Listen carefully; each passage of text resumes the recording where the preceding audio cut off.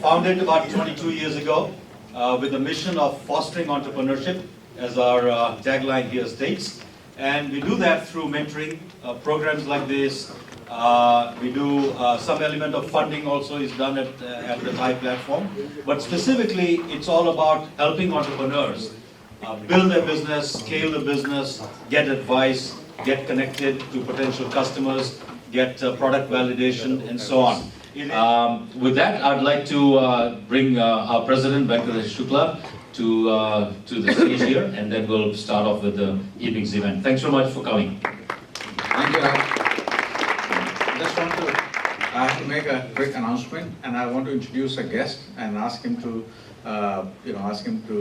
explain his, why he brought this here. We have a guest, as you said, is here. Some students from a university in Mexico. So I'm going to ask Professor Enrique to... Well, thank you everyone for receiving us in this session. We are very excited to be here. If you see that some of us is taking a nap, please don't take it bad. We have been traveling for 24 hours, but we are very excited. We just arrived to Silicon Valley this morning.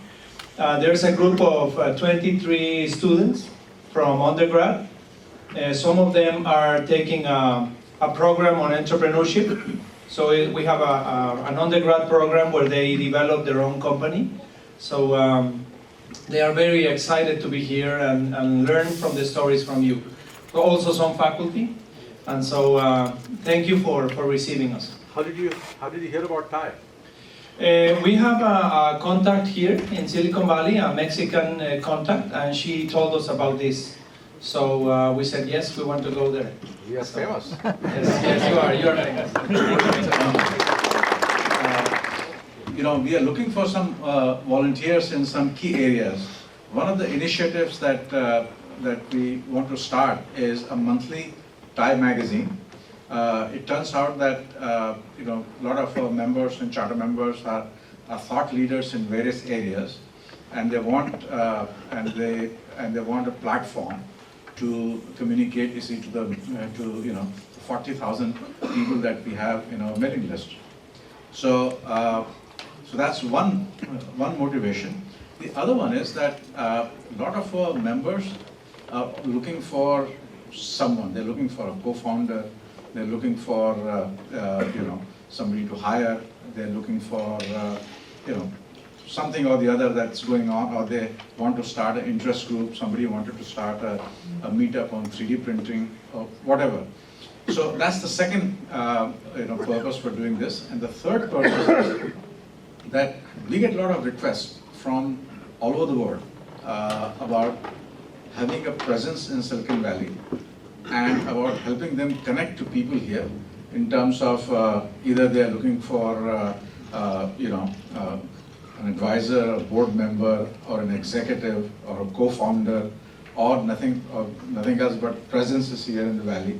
So, and it's very hard, you see, for us to kind of to help them all. And I think the best way is to have a platform and an online magazine, see, where people can post these things and get to all of those. So what we're looking for is, in the best tradition of Silicon Valley, Thai Silicon Valley, looking for an unpaid volunteer who would take this upon as a challenge to either because they like doing this thing or because they want something prestigious on their resume. And especially those frustrated spouses who are staying home because their husbands don't have a green card yet. So if you find those talented kind of people who are staying home and they want to do something, or young moms who can't take a full-time work but they still want to be active. So if you have anyone of that kind of person in mind, please drop me an email. My email is venk, VENK @thai.org. We'll send out an email also about that. So with that, let's move on to the program today. I want to introduce the host for this program. He's his energy level in general is very high, but it's not just the energy. I mean, some of the programs that you have created, you see, are all-time greats. You see, for Thai, one of them is this program, My Story. This is he told me the other day that that this program has been running for 30 months, and it's a pretty high bar, because the bar is that the entrepreneur has to have had an exit of 100 million or more in the last 12 months. And this program has been running non-stop for 30 months? 30 years, 30. Yeah, so, and this is always one of the most popular programs that Thai has, and this is the evidence of that. Heck, people are coming from Mexico now to attend. So I want to introduce our board member and a host of this program, Naveen Bisht. So before we invite our amazing speaker for tonight, let's give a big round of applause to first Raj and few of his staff members, because this organization runs with only Raj and 2 or 3 people. So Raj, could you please stand up? And then we have Terry, he's the marketing wizard here. And then we have Ramesh somewhere. He's not getting enough sleep these days, poor guy. He's our sponsorship director. And then Harini, I think, is not here. Then of course, Carmen and our colleague over there, they keep providing us this awesome food. So let's give them a big round of applause again. My food is also going to taste very good. And then, second round of applause to all the volunteers, starting with Mr. Venk Shukla. You know, he, every week he's here, almost like this is full-time job, and gets paid 7-figure salaries. I think I might have told you, those who have been to this event. Only thing is, San Jose Mercury News never puts out his name over there, because the reason is there is no 1 in the front, it's all zeros. So let's give him a big round of applause. He's highly motivated to be there even more. Right, there he is. So, you know, and obviously he did an awesome job of last year re-architecting our ThaiCon, which which Raj just spoke about. So we have, like this year again, amazing one. Just go to our thaicon.org site and please register for it, those who haven't registered. How many of you have already registered? And all of you guys will get invites too, so please make sure you are here on 16th and 17th. You can talk to Raj for the deal. Okay, with that, what I would like to do is, I would like to introduce a gentleman who is going to introduce in his mellifluous voice, as I asked him for, this afternoon, our speaker, Murali Rangarajan, our former board member of Thai and used to be chair of our Thai Institute, providing a lot of, educational programs for the entrepreneurs. Murali has been, was advisor for Raju in his last company. So, good evening. I'm not sure I can give you a melodious voice, but I will tell you this. He's been CEO of Cloupia, which is why he's here today, and previously been CEO of Jahi Networks, and he'll tell you about his professional background. But I can tell you that he is perhaps one of the smartest entrepreneurs I've ever met. He is street smart to a degree that is quite unparalleled, very calm, very unflappable, very unassuming, and very, very humble. And I think Andhra Pradesh and Telangana could probably use his help. He enjoys playing fantasy football. And how many of you in the audience like football, NFL football? How many of you like to watch a lot of football? Well, I suggest you don't invite him home. He is known to watch a whole day of football with no sweat. He loves football. Without much ado, Raju.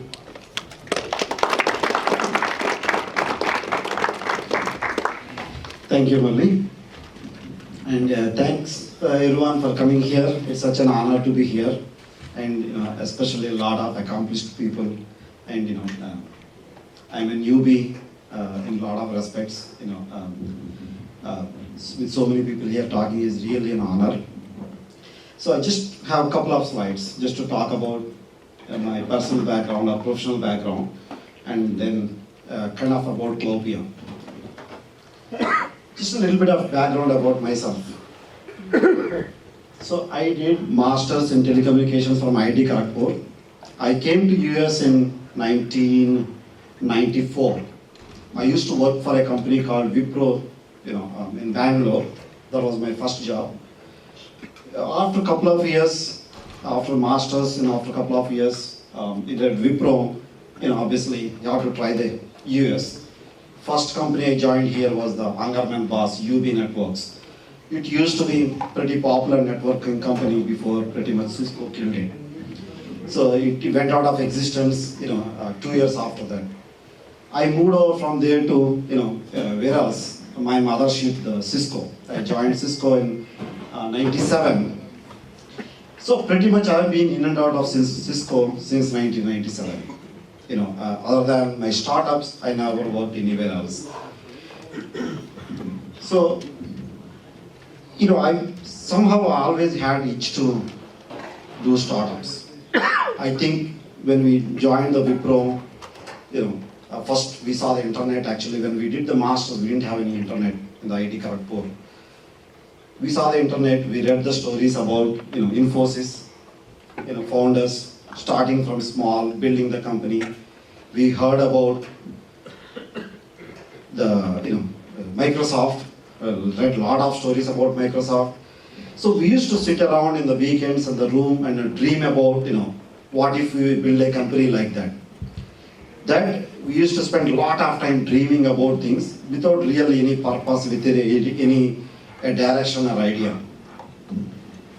That kind of work carried, so we used to spend time as an entertainment, dreaming about ideas, and a lot of our friends here. But we never really thought about how to make that as a business. It's just an idea. Came here to US. Obviously, most of once you come to here, your first problem is getting a green card. Without a green card, you are not going anywhere. So that waiting period for the green card was the most frustrating part. That you have ideas, you want to do something, but you can't do anything. So finally, one day I remember that I got my green card. I've been dreaming all these years, with friends. We've been talking about it, meeting in Starbucks, coming up with ideas, coming up with new ideas. Now that I have a green card, first thing I did is actually quit the job. Nothing, no ideas. Real, honestly, I didn't have an idea. I didn't have a specific thing. Quit the job. Now let's do something. Really not that I had the money to, live for years. No savings, basically. Personally, I'm not a guy very much focused on savings. So after that, we pulled around a couple of friends who are mostly didn't have a job. This was back in 2003. Remember 2001, downturn hit pretty hard. A lot of people lost jobs. So it was easy to recruit few friends, other people. They didn't have to take any further risk. They're already out of job. That actually helps, right? And which means that we didn't need a lot of money, to start the company. We have no idea as the founders how to raise the money, what it takes. No business acumen, we just wanted to do something, create a product. So we chose something, we started writing the code, software of course. Eventually, we know that we need money, we need to hire people, we can't just do with 2-3 people. Fortunately, one thing that worked out was very good group of friends in what we call as an ecosystem, friends and family, who said, okay, you need money, we'll give you $10,000 or $20,000. No questions, just as an investment. We raised about those days, over 1 year, $280,000 investment. We did develop the product. We talked to one customer. We got very positive feedback. We refined the product. We did this all 1 year. Then we said, okay, we have to raise 10 million. Download a business plan from internet, because we have no idea really what that means. Change few names. We didn't even change the numbers. Like if somebody example said 10 million, we left it as 10 million. So really honestly, we have no business knowledge, no finance background, no MBA. we are good at writing code though. That was the one strong point. And good group of friends. That's all the strength that we had. So we went to a few VCs. That's first I learned that there is a sandhill road, and each building what it means. So there is a lot of learning that we went. I won't make any jokes, but so we learned that a lot. By talking to people and bouncing the ideas, how you get shot down. You learn from that one. Actually, I appreciate of the feedback that we got. Finally, a couple of VCs liked what we're doing. They felt we are too late in the market to develop a network management product. There is only one company, a couple of companies were making money those days. HP, makes money, and there is a CA, BMC, couple of companies make money, but nobody else makes money in the network management space. So we are trying to develop from scratch. So nobody believed that we could, develop something, make revenue out of it. Finally, they felt, okay, maybe this is important for Cisco. So they said, okay, looks good, let me call Cisco. Let's see what they think. Obviously, we don't know what exactly happened behind the scenes. One day Cisco walked in and said, we want to buy you. So, this is about 10 months after the starting, we got the offer. Before we got actually any revenue. Believe it or not, we spent about $20,000 out of $280,000 by that time. We spent another $200,000 next 5 months dealing with lawyers just to, create the company, all the negotiations, all the document reviews, back and forth. All the money actually spent on the, exit process. Finally, we were an 18 people company. We started in Hyderabad, a small development center, and it started, a small development center here. And finally, we exited to Cisco. Actually, at the same time, same group of friends and with little bit additional folks, we did another company around the same time. That was the Nippon Net Solutions. I used to work in Cisco wireless BU, Wi-Fi. We used to make the Wi-Fi access points, very first generation of the wireless access points. I used to write the code in it, and I used to have patents in it. It used to be fun. Wireless was a new thing at that time. We said, okay, India, 2002, 2003, internet was very scarce.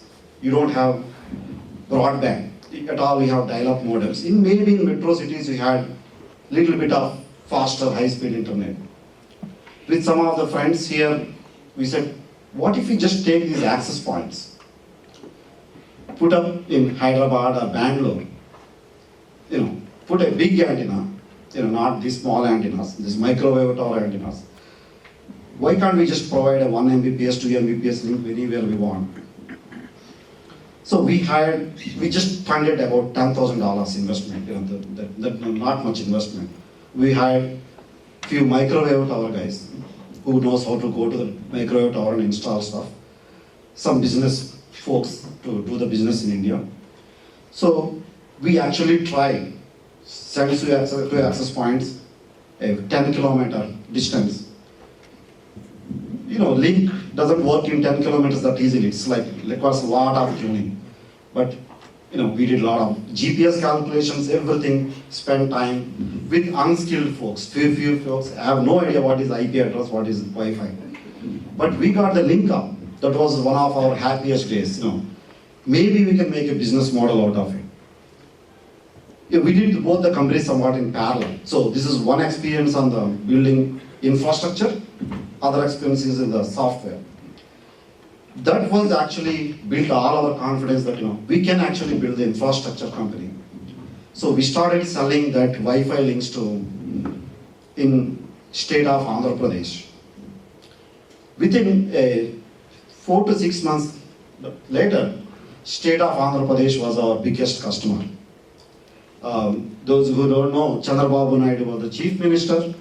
He adopted everywhere. His home, secretariat, they're paid by government of course, but all the district headquarters, 26 districts, 20 of them were connected by our links everywhere. extremely successful technology and careful to not a successful business model. You never do business with Indian government. You don't walk out with a profit. So that was a very learning experience, but we were extremely satisfied that we randomly tried something. These access points were never designed to, do point-to-point links. We just tried it. That was much cheaper than drawing one, cables or anything other microwave towers, much cheaper. Easily accessible technology. Extremely successful. We became a Cisco partner #1 for entire India in the Wi-Fi. So every time Wipro wants to wireless install, they used to come to us. Every time. We didn't even install the wireless at Cisco campus. So that was one of the successful installation. But finally, when Cisco wanted to acquire Jahi, we had to sell the other company. We could not own a company that was a Cisco partner. Conflict of interest, and it was not profitable really. We were losing money because to get a $100,000 check, first you give $20,000 first, hope that you get other $80,000, right? So that model never worked out that well. So, but very confident outcome that really built a successful infrastructure company. Both exited. The bad thing that not knowing anything about companies was Jahi Networks. We just registered the company, no documents, no formalities. We did it in the last 5 months. So we have a 4-year, we wrote ourselves a 4-year vesting period. So Cisco acquired after 6 months, which means we have to stay for 3.5 more years. I had a lot of very positive and kind of mixed experiences at Cisco. A lot of things I like, a lot of things I learned. Sometimes good, sometimes bad. So Jahi, after Jahi, it was okay. It was not a great experience because of the changes that happened. We moved from one group to another. Finally, we stayed about 4.5 years. One more year than we could. That we were really motivated in a group. Again, finally, one day, we all looked at each other and said, this is not us. We don't do, this same stuff again, spend 10 hours a day in meeting, talk about as a decision, and next day what changes, you work on again redeciding that one. So it all happens every big company. It used to happen in Cisco a lot more than it does. So, but we said, okay, we have to leave. So we started Cloupia, but if you look at all of them, none of them are funded by venture. So I'll talk about the Cloupia a little bit more, why it was not funded by venture. And Cloupia, we worked for 3.5 years. I felt like for most of us, it's just a year of our lifetime. I'll talk about the way we work.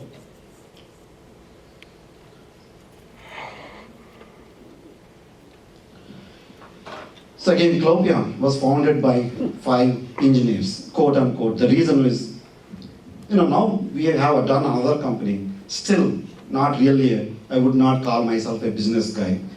Not any of our, other co-founders basically.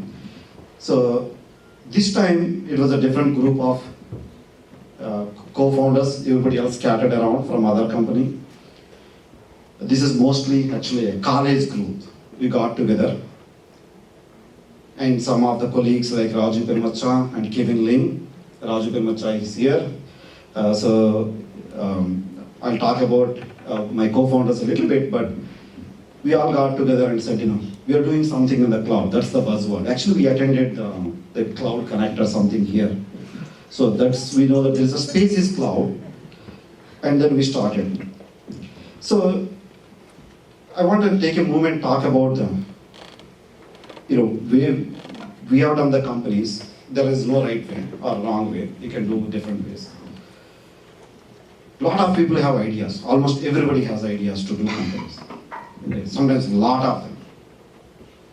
But it doesn't always translate into company. Right? Most of the time it doesn't. But you always wonder, what if I did that? So the question is, if a tree falls in the forest, nobody's around, does it make a sound? You never know. Exactly that you have an idea, but you don't do anything about it. don't know. We actually took a different approach. Idea is not the thing that you need. You need the intention or commitment to do it, and the team. The team is the absolute top of the list. Distant second would be anything else. In my list, the product idea is the last in the list for a reason. If you have the right team and the right motivation, you can do pretty much anything. You have to choose an area and you have to commit to it. There are very few times you have a really brilliant idea and you translate into it. In my experience, it's mostly the team that takes okay idea and translate into extremely successful model.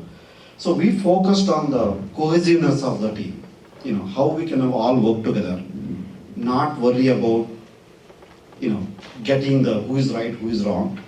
So that was the extreme emphasis as we built the first 5 people and as we grew to 50 people in next 3.5 years. It was the cohesiveness of the team and the team effort that was extremely number one focus for everybody. We did not hire the star players. I can say most of us not the smartest, to get it in the block. But as a team, I think we were much better than anybody. That's because the way we work together.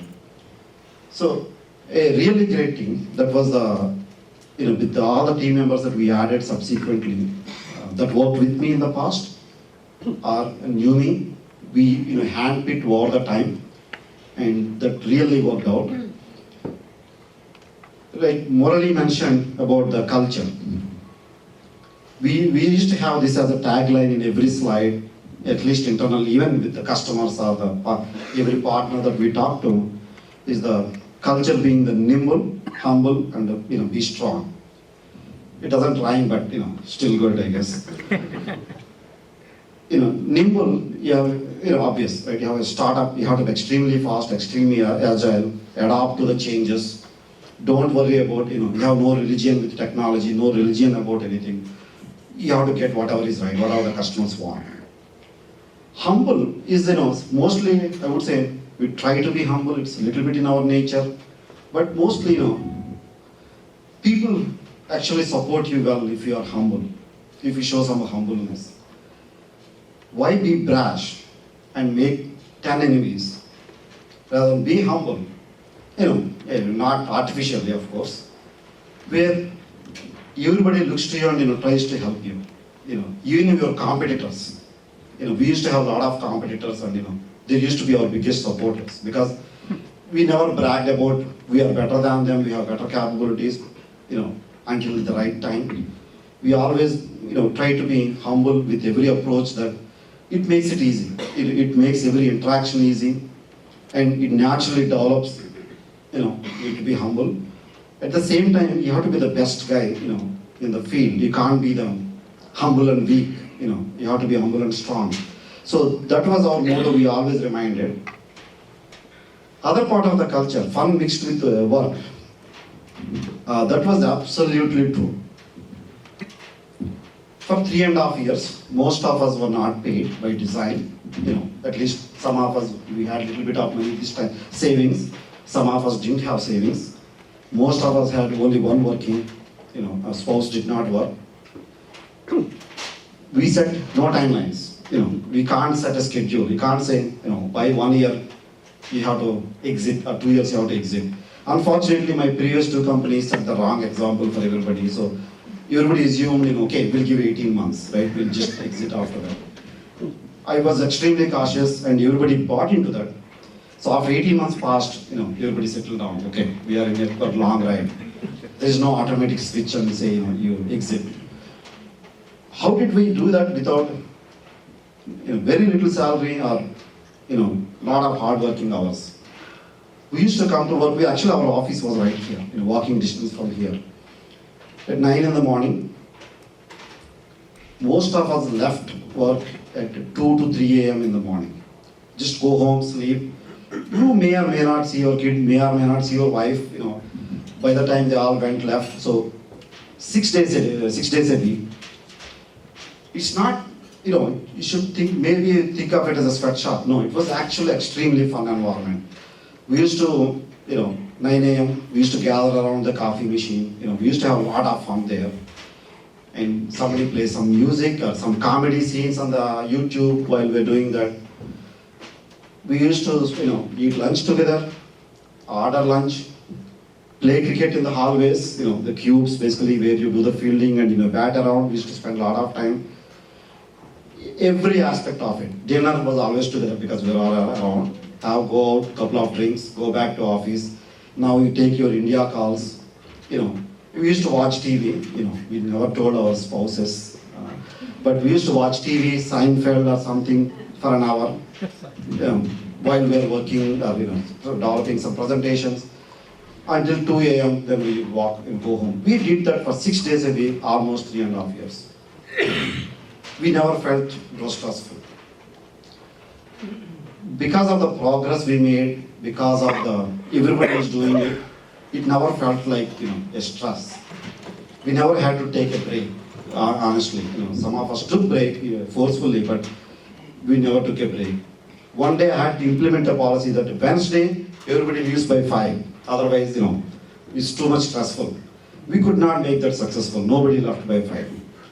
So even with women with kids, young kids, they stayed until like 9 p.m., 10 p.m. So that was I don't know how we did it. We did it with a lot of dedication. Now comes the idea part. What did we do? Right? So we said we'll do the cloud. Raju, Penmacha there, and myself, we went to cloud conference. We listened to the ideas. We said, okay, this sounds good, we should start somewhere here. We said, okay, we are going to build a platform as a service in the data center or cloud space. Oh, everybody's talking cloud. We have nothing to do in the cloud. We are going to build another layer on top of it, platform as a service.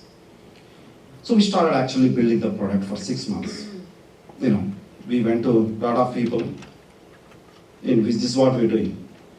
People laughed at us, what is platform as a service, or they have no idea what it is, or they have no idea what a small startup can build a stack, software stack that every customer has to adopt.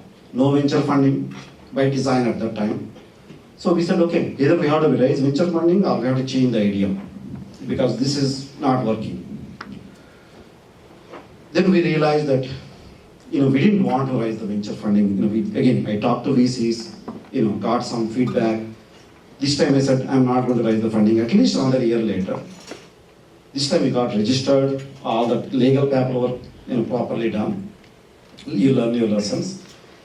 Now, we changed the idea. We said, we can't do the platform as a service. That's too broad. We said, infrastructure as a service. A little bit lower layer, infrastructure automation. We said, all the open source components, all the third party, we didn't believe they were successful. They are going to be successful. We tried, none of them worked. We said, okay, we're starting now to do this, 6 months later. So by the time we built around 10-15 people, so we started growing the team.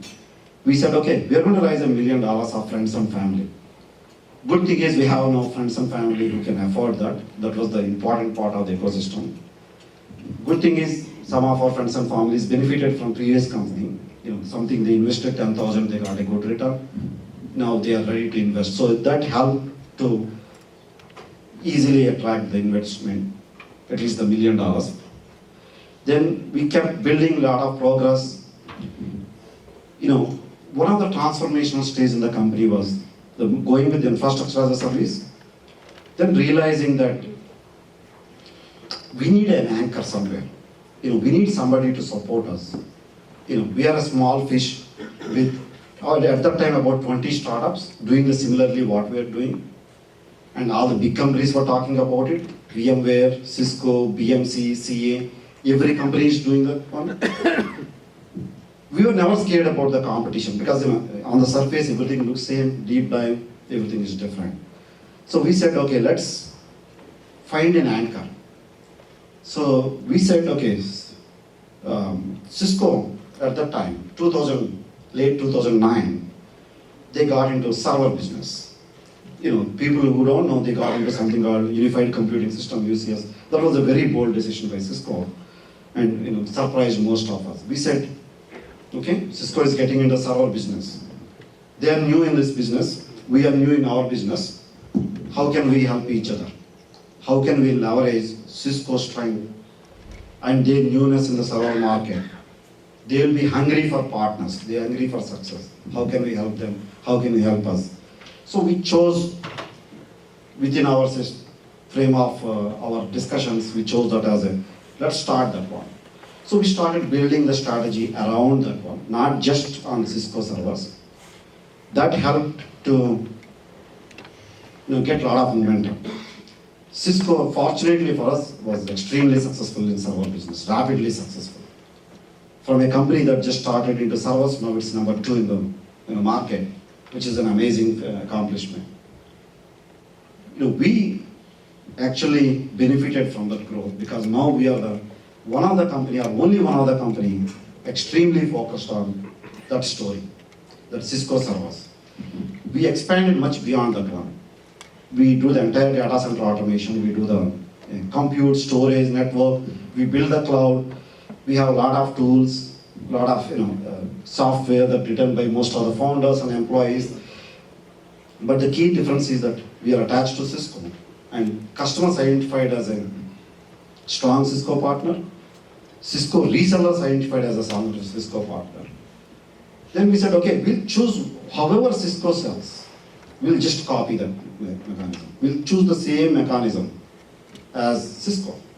Because if they are buying Cisco, however the habits are, we want to make it easy for the customers to buy the same way. So we went to every reseller that resells Cisco. Actually, I'm using Cisco as an example. We used 2-3 other companies like NetApp, EMC, 2 storage companies, networking company. But we went to every company that these infrastructure companies are selling to, and we said we want to be your partner. Can you resell our software? We worked on it, and we converted Bhaskar, who was an engineer. He said, you're going to be our marketing guy. Now onwards, you wear a different hat. We still have no marketing guys, no sales guys in the team. We just again engineers trying to do this, strategy. So that, again helped us channel strategy with reselling to channels. At the end, it all came together when in a time of exit. Before I talk about those, our exit, let me talk about a little bit about the team here. How we got from there to the completed product. Raju Pirmacha, whom I know for a long time, is a very strong data center, background, very principled guy. He's born on the same day as Mahatma Gandhi, very alike. So, but he's extremely strong in the data center space, and he has a lot of credibility in that space. Everybody who talks to him identifies him as, he's really good. He knows what he's talking about. He worked at the Netflix early days and a lot of other data centers, building from ground up. And Bhaskar, he worked in IT at Southwest. So, and then we have other co-founders. Kevin Lim is a strong programmer, strong user experience guy. So he get to be the user experience guy. Anything to do with user interface, he get to do all the work. Murali Alapati, again another developer, strong, programming side. We hired him, he joined us to do the lot of programming stuff. So that way we built the team, and that enabled us to build the product that over the time grew, learned from our customers. We put a version to the customer. They said, okay, still not good what I want. You refine it, go back. You refine it, go back. Sometimes after 4th time they won't let you in, you find a new customer, go back with, this time better. Finally, after a couple of years, we looked at it, much better product. We are really in good shape. And a year ago, was that really, we were trying to sell that product? You surprised at the way, what you thought was a good product. After a year later, now you don't think that was a good product because you evolved so much. That is the, even next year further growth in the product, in our strategy. So, in late 2010, some gentlemen introduced to Murali and Somdas, to advisors, basically. So, we had discussions around this, lot of the topics. We felt the strong, kind of a connection to say, we can bounce off the ideas, we can run it by, Murali and Som, get some feedback. And their background, especially on the, building these businesses, channel side, very good to validate a lot of our ideas. So, eventually, they joined us as advisors. Then we also hired few other advisors. That one thing we did right is hire advisors. Through Murali and Som, we got introduced to a Chief Strategy Officer, Vic Mahadevan. He was at NetApp, and he was extremely helpful again. While he was at NetApp, or after he left NetApp. And obviously our connections at Cisco, we have a lot of people that we can talk to. Eventually, we're raising the money, not raising the money, we don't need the money. So we eventually ended up at 3 million of our own investment, friends and families. We did not expect. We did not expect that, we were going to spend that much. In 3 years, 3.5 years, 3 million is not much by other startups, funded startups, for about 50 people, but for us it was a lot. So we said, okay, either we raise the money or we exit. So we made a conscious decision, let's say we raise the money. We got actually, now this time around, we have revenue, we have a lot of customer interest, lot of partners. All the big companies are our now partners, they work closely with us. So we got a term sheet. That was a hard decision. Now, do you take the term sheet and grow the business, or do you consider something else? We looked at it and we said, this is not the right for us. We said, okay, what? We'll take that a different approach. Let's see how much we are worth.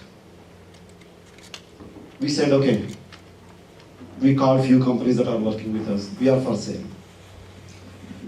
So I can't disclose everything that went through, but we got several offers, and we took the offer that meant best for us, not necessarily the value point of view. So we sold the company to Cisco at the time for 125 million and in November of 2013. 2012, yeah, sorry. So November of that one, Cisco announced acquisition. The day they announced acquisition was November 16, 2012. They announced the Jahi acquisition was November 16, 2004. So somehow that November 16, I need to buy a lottery ticket, I guess. So, but that was a coincidence, but that happened that Cisco bought the company. And we are extremely happy. This time our experience with Cisco is much better. We are part of the data center group. And it's a rapidly growing group, extremely strong team, very encouraging team. And we have actually extremely, we're all intact. Most of the team that came, 50 people, still reports to me as one team. We're all intact and doing a lot of good things. So that's the kind of start to finish of the Cloupia story.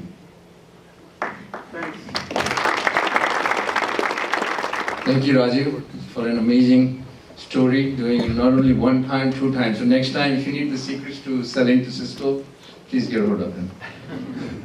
All right, so we'll start with a couple of, I'll just start with a couple of questions, then we'll just open it to the audience. I'm sure they're very looking forward to asking you a lot of questions. So first is in the cloud, this whole cloud space automation, where do you think the market is really, we have had a lot of buzz which went in 2008 to 2010. It seems like that it kind of died down. And last year again it has picked up a lot. And now maybe the reality is happening. But where do you think it is in the cycle, so that even some of the entrepreneurs in the audience who are looking to do something in that space can benefit from your insight? Sure. So I think right now the infrastructure automation space within the cloud is probably getting to the maturity of the maturity phase, which means unless there is a disruptive approach, there's not a lot of room, I personally believe, to in the infrastructure space. Because with OpenStack and with so many established players in this space right now, there's just another approach is not going to work. But if there is a disruptive approach, there is always a room for it. I think the focus is more on the, now we have a cloud infrastructure. What can we do on top of it? What can we do with that cloud? How can we optimize everything else on top of it? I think that's where the industry is right now. Let me open it to the audience. Actually, I'll come back to my questions later on. So who is the first one wants to have the opportunity to ask the question? Anyone? There is. Okay, so in the cloud, the next paradigm is really the software-defined networks and programmable. He's bringing. Thank you, Murli. So in the cloud, the next major paradigm really is the software-defined network, where Cisco is way behind, 5 years behind the rest of the industry. I know so many companies, and they have been sold, and then the companies they're way ahead. So where do you see Cisco is headed? I know also the team that's working on it. So Yeah, I don't think I can officially speak for Cisco, but you're right. The industry is headed towards software-defined networking. And I would say actually more of software-defined data center network is one of the aspects. I don't personally believe that Cisco is behind, but again, I'm not officially can talk about the particular area. But I personally believe that Cisco is going to be competitive, because the market itself is still evolving, it's still being defined. I believe that Cisco will be extremely competitive in 1 to 2 years. Not to really challenge you, but let me tell you, there have been companies here, when they came to Cisco, and when they went and asked them, what do you think the future of the software-defined networks is, Cisco laughed at them, and these companies walked away, and then they sold their company for $500 million to $1 billion. So this is where Cisco is, and their thinking is, okay, versus where the rest of the industry is. And right across the street, there is a company, starts with A, they are way ahead, okay? So that's where what I know. Sure, no, I think that happens with every company. They look at an opportunity and they don't think there is a potential or the industry is going to go that way. But fortunately for Cisco, they're able to correct that every time, whether through acquisitions or some other way. So, cost changes, penalty of not making an early decision is varies, but they usually eventually get it right. Historically for everything with either acquisitions or internal strategy. True, in the past, we had the same experience with Cisco or other companies looking at, this would never work. But they went back and both times they acquired my company also when they didn't find the idea anything interesting or anything relevant.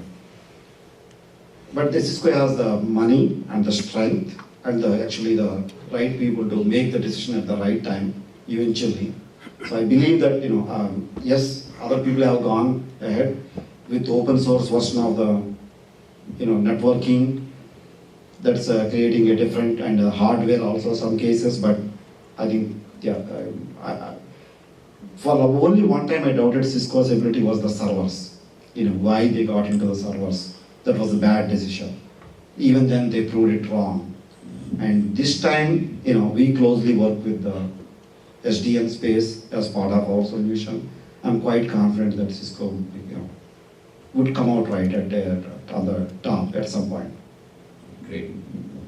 So I had a question on your first company, the network management software. Cisco already had some sort of network management solution. So what value prop did they see in your company? And did they really enhance the product, integrate it with their offering? Or did they buy it and kill it because they saw a competition in it? And on the same lines, did you have paying customers that they wanted to acquire on the platform? I mean, they are the gorilla, the big, huge giant in that space. What did they really see in your company the first time and the second time around? Okay. First time was a different. No, there were no customers really. We had some customers validating the product, so they did not acquire for the customers. and it was not a competitive threat. It was too small of a company. It was when they made the offer, we were a 10-month-old company. It's hardly anything registered or anything basically.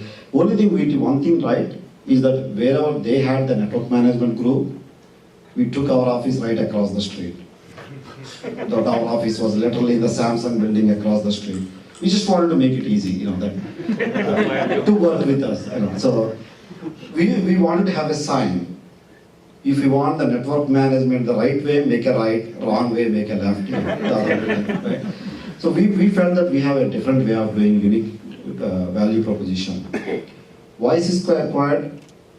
It's not because of the management part, the way we approached it. Cisco felt that with this, if we had to do this, we have to do the same thing internally. They were falling behind on the Juniper with the XML APIs and automation. If we had to do this internally, we would need 100 people, probably 3 to 5 years to build it. These guys are already halfway there or 3/4 way there. Why don't we acquire them and get it done much sooner with a smaller budget? That was the reason. How many people did you have working for Jive at that time? 18 people.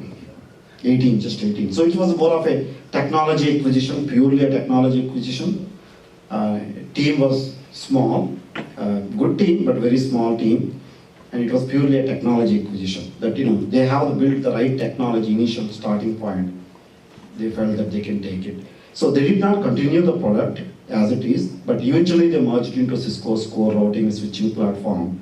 It took few years, but they eventually converted into that one. So that it became a feature in their products eventually. So developing from scratch would have taken them an extra 10 months or? It was 3 to 5 years plan for them. So the agility of the software, startups, you cannot match that in the big companies, right? So that advantage is always there in the startups. If they probably won't even, any big company can't even make a decision in 10 months. Forget about the, actually working on it. So that's why most companies acquire technology companies before customer or revenue, because they don't have to make any other decision than in acquire this one. Everything else is automatic. The approach, the way you do it, everything is automatic. And the second subscription? Yeah, Cloupia was more of a customers, and it was extremely well recommended by Cisco customers. They heard very strongly from Cisco customers, this is the product they want. They heard from Cisco sales and field and everybody that they like this product, and Cisco partners. So that was essentially, kind of driven by Cisco field and customers. Raju, my name is Naren Bakshi. I am very interested in knowing whatever you can tell us about the corporate culture. Prem Jain, whom you might know, who is presented here also, is a good friend and a neighbor. So I'm awed, really in a positive way, how Cisco allows people like you to go out, do some great work, get acquired, do it second time. It's phenomenal. To me, it's a great strength of the value. So what is it about the Cisco culture that allows this kind of things to happen again and again? Okay. For those who don't know, Prem Jain has also done it at least 2 times. I mean, unusual, right? So 2 of you doing it twice is very unusual. Yeah, I think there is something in Cisco culture. So I don't know if it is a strength to let the people go to do it on their own, but the acquiring and making some of them extremely successful is their strength. Obviously, if I were the CEO running in such a large company, I would not let people go first to do this thing. I would try to build an ecosystem within the company to enable this one, but it's hard now it is a large company, so anybody free to leave and start a company. None of our companies here are invested by Cisco. There is absolutely no relation to Cisco. We just happen to be from Cisco and around Cisco, both physically and technically. That we developed with a similar mindset. We know how Cisco thinks, how Cisco customers think, how Cisco partners think. You either intentionally or unintentionally adopt that one. Now, when Cisco looks at the companies, it's not just the technology, they look at the people and the DNA match. Will it culturally fit in Cisco? That's our absolute number one. Cisco looks at it for the success. That's the reason a lot of ex-Cisco people and some of these companies are successful in Cisco because of their DNA match. It matches with Cisco's philosophy extremely well. That is number one criteria for that to be successful. Because if technology comes in, people are not happy, they leave, any product is going to fail right away. Cisco success comes from keeping around for the most part and continuing the culture. But in case of Prem Jain, they agreed to buy them ahead of time, twice. Yeah, that you have to ask Prem. I would like to find out as well. Okay, Four, 3 times. And now the next one, software. next question, yeah. Can be done to those cowboys. Congratulations on your Unusual. Thank you. Kind of 2 questions. One thing more about practical advice on what you experienced.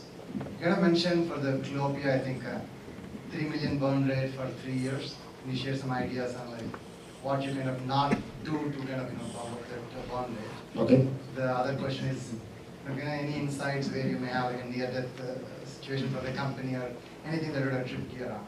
Okay. Sure. So, the near-death experience always happens. It happens almost every day. Anytime you try something, it works. It feels like you're the winner. You're going to make $1 billion company. Anything sometimes doesn't work. A customer says, I don't like it. You feel like crap. I'm going to close the company. I have to find a job tomorrow. Right? You go through that wave of emotions every day.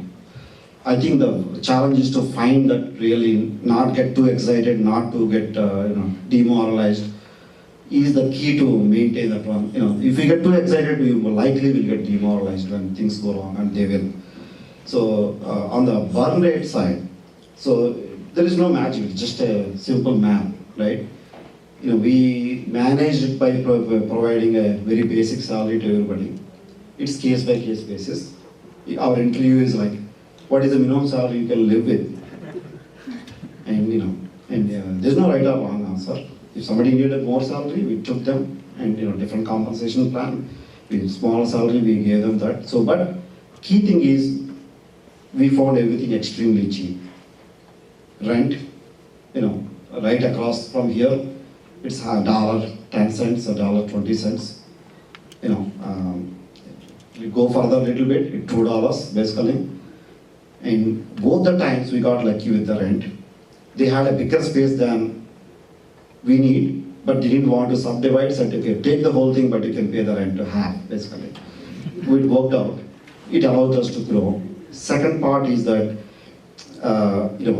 anything equipment is the biggest expense. We have people to really find the cheapest equipment possible, compromise, call somebody at a partner, can I use your equipment for a week, can you provide me the access, I'll give you something in return. So we really didn't spend a lot of money in, things that are very expensive. It was just basic stuff, payroll, the healthcare. We provided health insurance for everybody because we wanted to be, at least that one thing we wanted to was the health insurance. With our lifestyle, we pretty sure we knew that we need that one. So other than that, we paid full salaries in India. The rupee devaluation helped, last few years. So then, the US we didn't take much salaries. That's the only magic. There is no other secret. And we spent actually quite a bit in the last 2-3 years on the trade shows. Bhaskar is in charge of trade shows. Take him to a drink separately, he'll tell you a lot of secrets, how to make a trade show successful.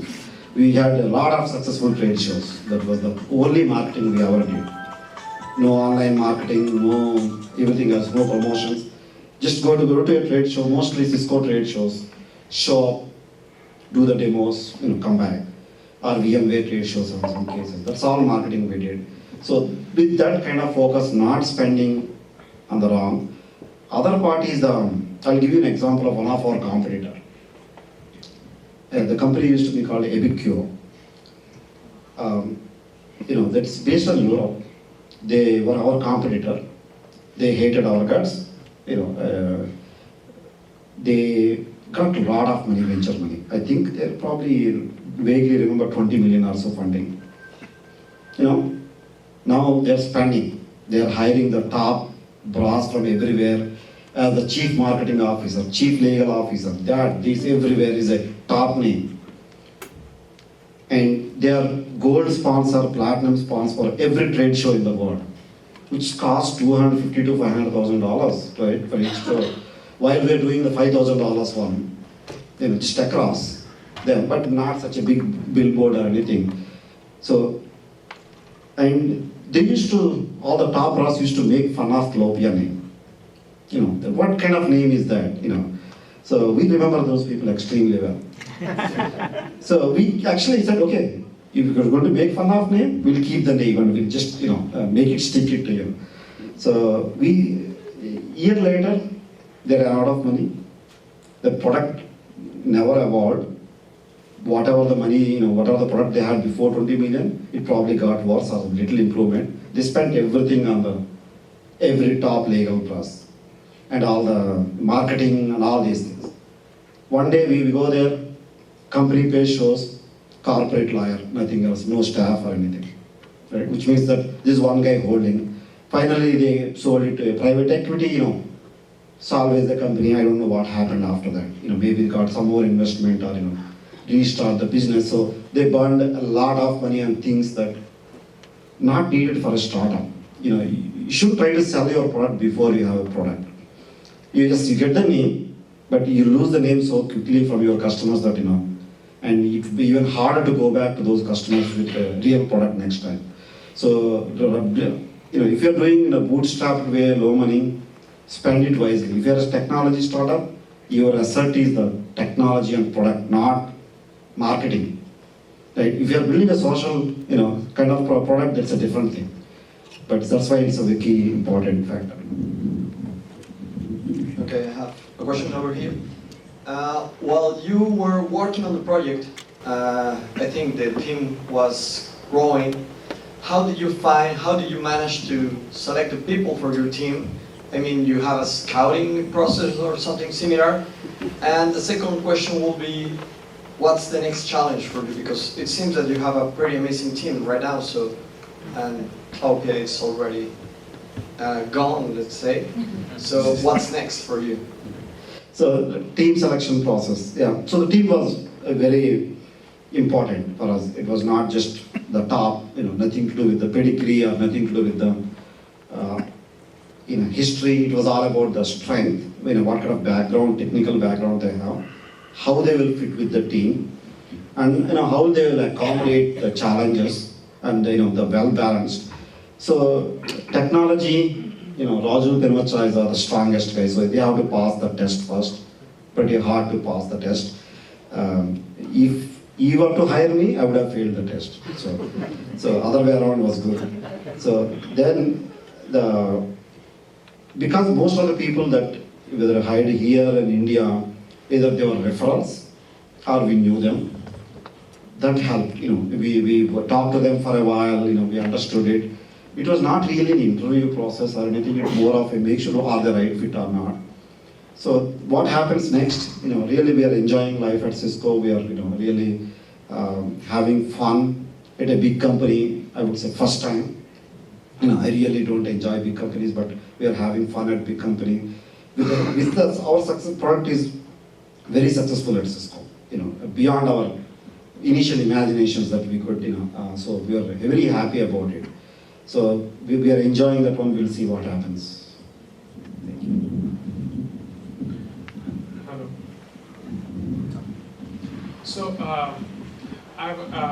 like you mentioned, my question always, and I've heard other speakers, entrepreneurs also before. So you said that you kind of survived without salary and you still have a family and other stuff. So that's a big mystery to me. Like bachelor days, it's easier to do all that stuff. But how do people do it? Like just quit everything and you don't take salary for a year, and savings and all that, that kind of savings seems kind of not that easy to do. Sure, yeah. There is actually a mental trick to it. So let's say you're getting 100,000 salary, right? Yearly salary, just as an easy example. So California makes it easy to quit the job. You pay 30%, 40% in taxes. So essentially you're getting 60,000. So, your decision is not 100,000 salary you're quitting, you're getting a 60,000 salary. That's one part. Second part is, I think, everybody has a tolerance level, how long they can. Sometimes it's 3 months, sometimes it's 6 months. Every time, every team member here, we felt that what is the worst that will happen? Either halfway through, after 1 year or 2 years, you have to find a job. Can we find a job? Everybody said, yes, I'm confident enough that I can find a job. So that's all worst that happened. I lost some money for 1 year or 2 years, lost wages. I can earn it back. That's worth the risk basically. So that's all the calculation. The trick is to make sure that you think that your income is not as good as it is, right? So really it is not. So with all that, it was easy. But once you get into the mix of it, you see the product development, all the traction, you tend to see the value of either staying or leaving. At the time, or go for a venture round. So yeah, it's just you have risk tolerance. And we helped our team members sometimes if needed money. We said, we'll always loan the money or give it to you. When you get it, give it back. So we just provided that assurance to some team members who needed it. But in general, we never needed to use it. It was amazing that in US we had 23 people. 20 or so didn't make much salary, very little. We survived 2.5 to 3 years, most of them without major payment salary. They were all earning 200,000 before, right? Now they are making $40,000, $50,000 a year with Cloupia. That was really amazing. Actually, that's a very good trick because many times I remember when I used to hire, even someone will say, okay, so let's say if I wanted to offer 120K senior engineer, they'll say I want 130, 35K. Then I'll say, look, out of 15K, you're going to be getting only 3,000, 4,000 extra. So, but company can go even further, so we'll give you more stock. So that was another thing. Because same way, like you said, taxes, because after taxes, so that could be one trick you can use too. So I've used it also. But go ahead. What challenges did you face as an Indo-American in the space where minorities are severely underrepresented especially in higher level C-level roles? Sure. So, I think a lot of people here came before me, and being in this valley made it easy for people like me. It was not as hard, but it is always hard. You have to put a C in front of your title. You're a CEO. You should hire somebody. A CEO, right? So I used to say, yeah, sure. At the right time, we'll hire a CEO, but I don't need a different CEO. We always believe the founders make the best executives. We haven't seen any real business models evolve out of it and be successful. So again, you don't want to be the way early in the game, and you don't want to be too late also. But I think Internet of Things probably next 2 to 3 years is going to be, there is opportunity. But with Internet of Things, little things, right? It could be anything. Because of that one, the problem statement itself is vague, undefined. It's much broader than people can comprehend. But I believe that there is opportunity in the next 2 to 3 years, and I've seen few companies popping up and focusing on that one already, rightfully so. Building on that question, actually, I'm here. So you said you don't want to be too early in the game, and at the same time you don't want to be too late in the game. What is the criteria, or how do you judge whether it is the right time? Sure, it's just like stock market, right? You should buy high and sell low, right? How hard is that? So, high, sell low. My question was more on the criteria. How would you try to understand the market? I think the way you do it is, how many people are making money in that space?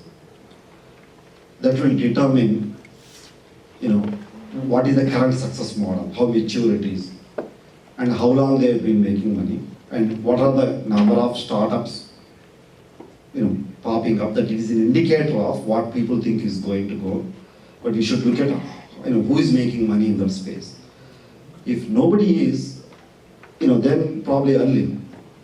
Still possible, disruptive technologies can sometimes make huge success very early.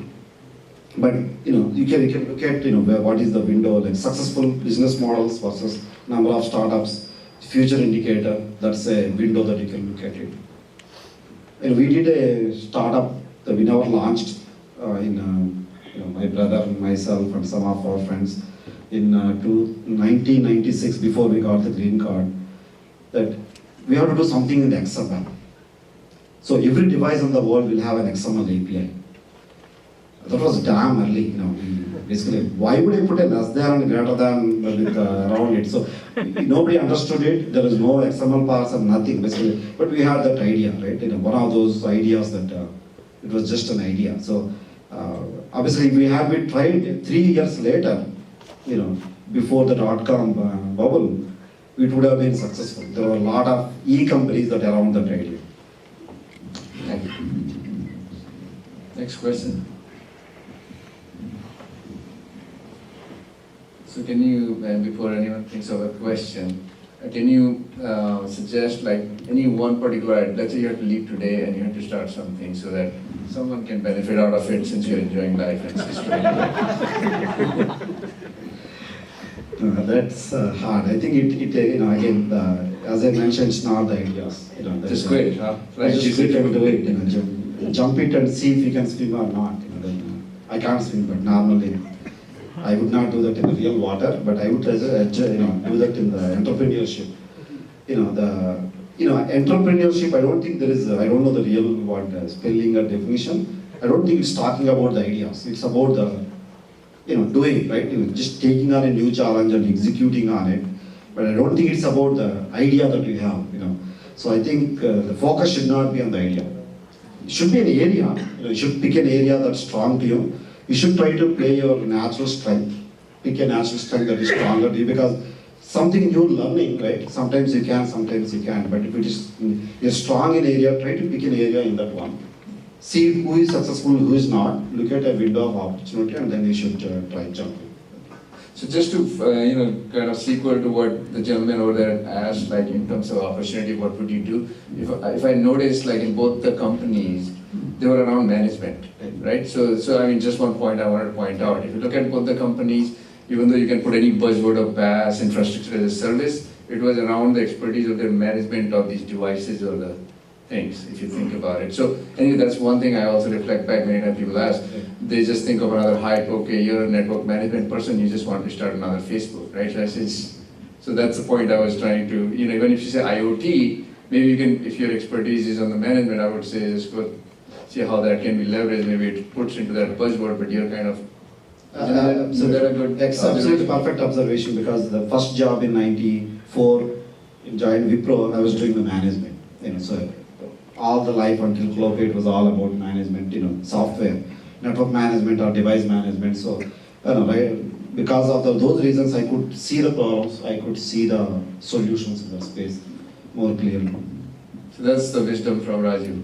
So stick to your thing and put it into the new, whatever the buzzword is of the day tomorrow is like maybe Cisco will come out with internet of, they're already out with internet of everything, but then internet of global thing or whatever. All right, one more question. I had a quick question. You may have answered this during your presentation, but I see that you founded the company with 4 other engineers. What was it about you that made you jump for the CEO title and kind of manage the other engineers on a CEO level? Because I was there first. I took that title out of the box. No, I think it was because my previous company, so, which originally I used to have the title called CEO, CTO, all the C titles basically, right? Whatever you like. then people don't take it seriously. CEO and CTO said, okay, we'll not do the CTO. So we'll do the CEO part. Actually, I used to have two cards, one that says CTO and another one that says CEO. But in the Cloupia, we structured much better, and we identify the strengths in each person and said, closest to the title you are, so you will be that. So rather than, because of my previous background, I became CEO. Bhaskar, became the CMO because he was an MBA.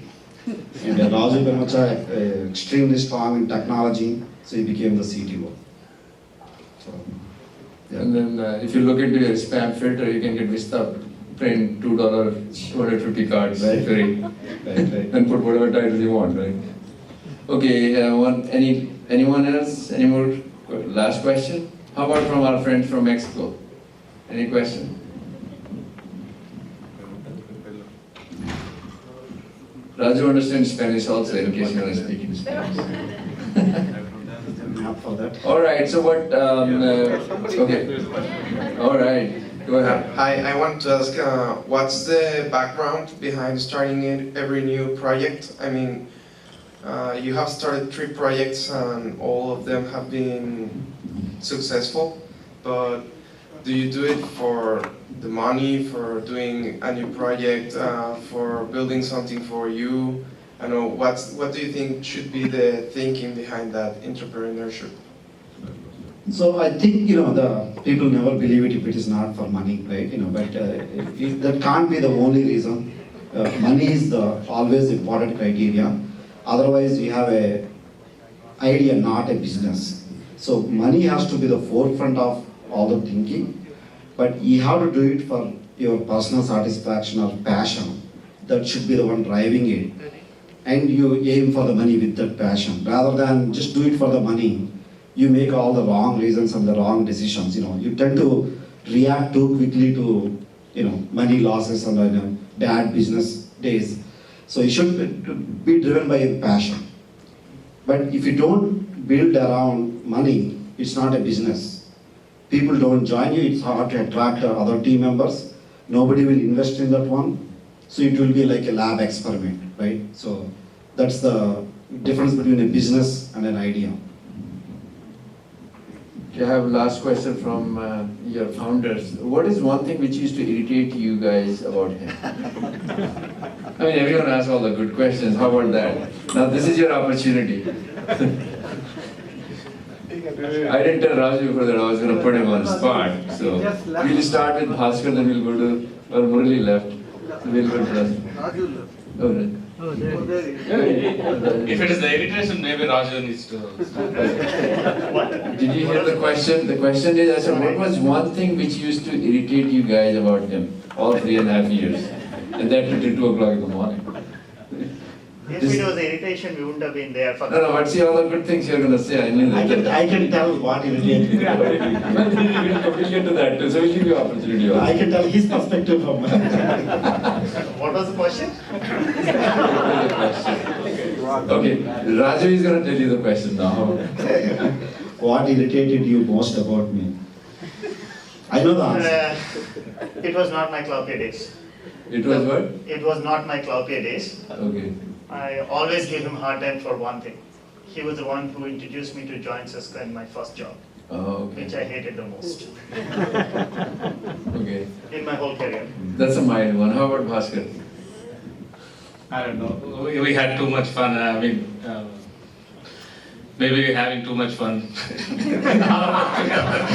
I really can't think of. Okay. You. So this is a good point. Look, do you have anything which irritated about them to you?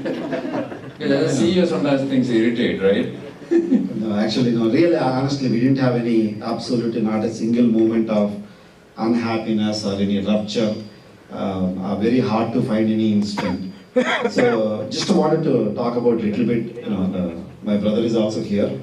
So, they actually, between my first company and second company, so they started a company called Pari Networks. Some of my other friends, Kishore Kumar, whom I introduced to Prashant, he was the founder and CEO.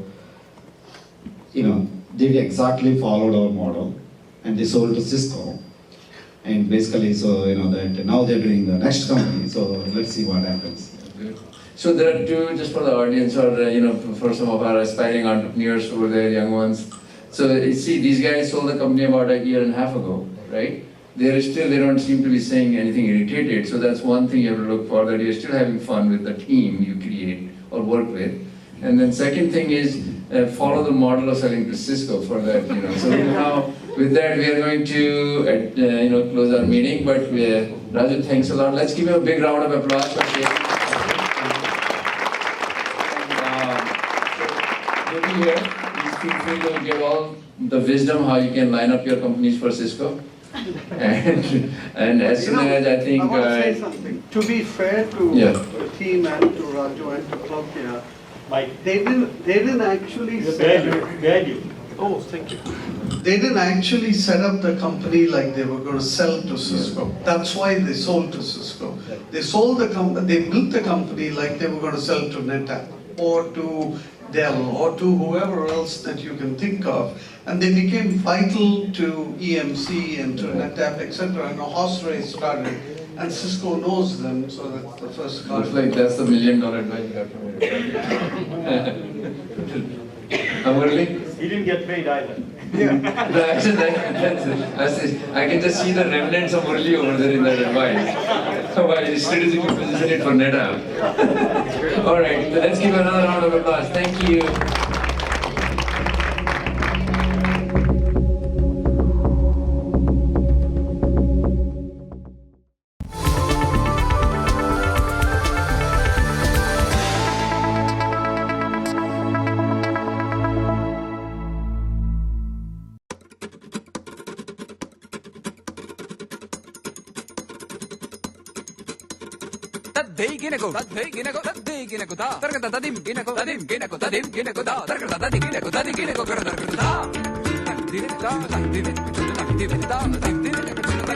Da